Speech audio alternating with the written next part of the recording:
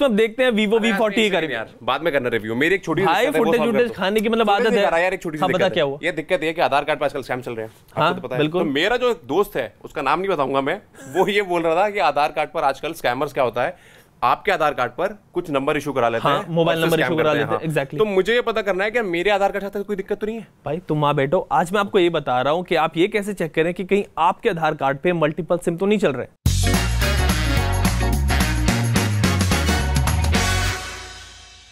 आजकल हम अपने डॉक्यूमेंट जैसे आधार कार्ड, पैन कार्ड की फोटोकॉपी कई जगह दे देते हैं और वहां से उसका गलत इस्तेमाल भी हो सकता है। आपके आधार कार्ड पर कोई क्रिमिनल नया मोबाइल नंबर भी इशू करा सकता है और फिर आप परेशानी में पड़ सकते हो। इससे बचने के लिए सबसे पहले तो आप अपने डॉक्यूमेंट्स हर किसी को ना दें और फिर आप सरकार के टैफकॉप पोर्टल पर यह जाकर चेक कर सकते हैं कि आपके आधार कार्ड से कितने मोबाइल नंबर लिंक्ड है।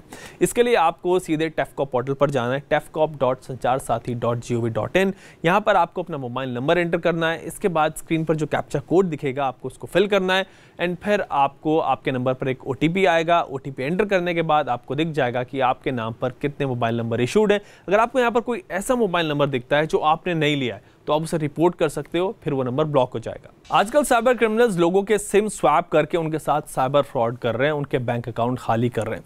इसमें क्रिमिनल्स आपके सिम कार्ड का पूरा कंट्रोल ले लेते हैं, जिसके बाद सब ओटीपीज भी उनके पास आने लगते हैं, फिर वो आपके बैंक अकाउंट से सारा पैसा अपने अकाउंट में ट्रांसफर कर लेते हैं। आप ऐसे फ्रॉड से कैसे बच सकते हैं, ये जानते हैं cyber crime expert Amit Dubey से।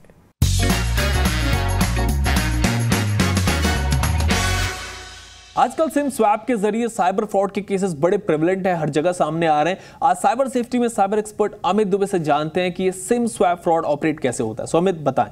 देखिए, सिम स्वैप कई तरीकों से हो सकता है। जैसे आजकल जो पॉपुलर है वो ई सिम की एक फीचर होता है, हर एक सिम का एक ई सिम क्रिएट कर सकते हो। आप लोगों को पता नहीं है इसके बारे में, पर आप जो फिजिकल सिम है उसको वर्चुअल सिम में बदल सकते हैं और उसका वो एक्चुअली वर्चुअल सिम में QR कोड होता है। वो QR कोड अपने फ़ोन से आप स्कैन करेंगे तो वो सिम आपके फ़ोन में आ जाएगा। लेकिन वो सिम बनता क्रिएट कैसे होता है, तो उसके लिए एक प्रोसेस दिया है ऑपरेटर्स ने। जैसे कि आप कोई भी स्टैंडर्ड ऑपरेटर हैं, उनको आप एक SMS करते हो, उनके जो नंबर होते हैं 121 इस तरह के नंबर जो है, उस पर एक SMS किया आपने और वो SMS होता है eSIM space email ID, eSIM space एक ईमेल ID डाल के आपने मैसेज किया। वो मैसेज वापस आता है, एक रिस्पॉन्स आता है आपको और उस रिस्पॉन्स पे लिखा होता है कि you have requested for your eSIM, if it is a genuine request blah blah blah and then please type 1 and respond to this message. 1 लिखकर आप वापस भेज दीजिए। जैसे आप 1 लिख के वापस भेजते हो, जो आपने पहले मैसेज में ईमेल ID दिया था उस पर एक QR कोड आ जाता है। वो QR कोड आपका सिम होता है, उसको आप अपने फ़ोन से स्कैन करते हो तो आपका सिम वर्चुअल सिम बन जाता है और आपका फिजिकल सिम बंद हो जाता है। अब ये सिम स्वैप हुआ। अमित, क्रिमिनल इसको कैसे यूज करते हैं? आप 3 चीजें जान लीजिए।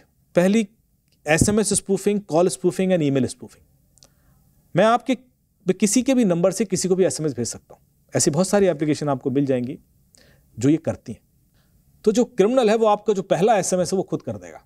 जो eSIM स्पेस ईमेल ID वाला है उसने कर दिया। वो SMS कर तो सकता है, रिसीव नहीं कर सकता। वो कॉल कर तो सकता है, कॉल रिसीव नहीं कर सकता। जब आप कॉल करोगे तो ओरिजिनल बंदा ही उठाएगा। तो जो सर्वर से जब रिस्पॉन्स आता है तो वो उस बंदे को ही आएगा जिसका नंबर है, जिसके पास वो सिम है। पर उससे पहले उसको साइकोलॉजिकली कंट्रोल कर लेगा। उसको कॉल करेगा कि सतीश जी, मैं एयरटेल से बोल रहा हूँ, वोडाफोन से बोल रहा हूँ, यहाँ से बोल रहा हूँ, और आप तो जानते हैं कि साइबर क्राइम बहुत बढ़ गया है और इस वजह से ट्राई ने एक गाइडलाइन निकाली है कि जो भी सिम कार्ड 7 साल से पुराने हैं उनको वेरीफाई करना है और आपका तो काफ़ी पुराना हो गया है। तो अब अचानक आप कहोगे, अरे मैं तो बाहर हूँ, क्या वेरिफिकेशन अभी तो नहीं कर सकता। नहीं, यदि आप नहीं करेंगे तो रात 9 बजे तक वो ब्लॉक हो जाएगा, क्योंकि अब मास में हो रहा है, क्योंकि बहुत क्राइम बढ़ गया है। तो आपको थोड़ा सा प्रेशर फील होगा। नहीं सर, आपको कुछ नहीं करना है, आपको अभी एक मैसेज आएगा ऑपरेटर से, आप उस पर 1 लिख के भेज दीजिएगा, आपका वेरिफिकेशन हो जाएगा। जैसे आप 1 लिख के भेजेंगे, आपका सिम स्वैप, अब आपका सिम बंद और उसके पास आपका सिम चला गया। अमित, ऐसे स्कैम से लोग खुद को कैसे बचा सकते हैं? हमें जो ध्यान देने वाली बात है कि हमें किसी भी चीज पर इंस्टेंट रिएक्शन नहीं लेना है जब वो फाइनेंशियल ट्रांजैक्शन से रिलेटेड हो। सो आपको कभी भी पैनिक में किसी को भी कोई OTP या फिर QR कोड नहीं देना है, एल्स आपका बैंक अकाउंट खाली हो जाएगा। जब भी कोई ऐसा कॉल आए कि भाई मुझे जल्दी से OTP सेंड कर दो, इमरजेंसी है, या फिर कोई फोन आपका जो सिम है वो बंद हो जाएगा, इस लिंक पे क्लिक कर दो, सो नेवर डू दैट।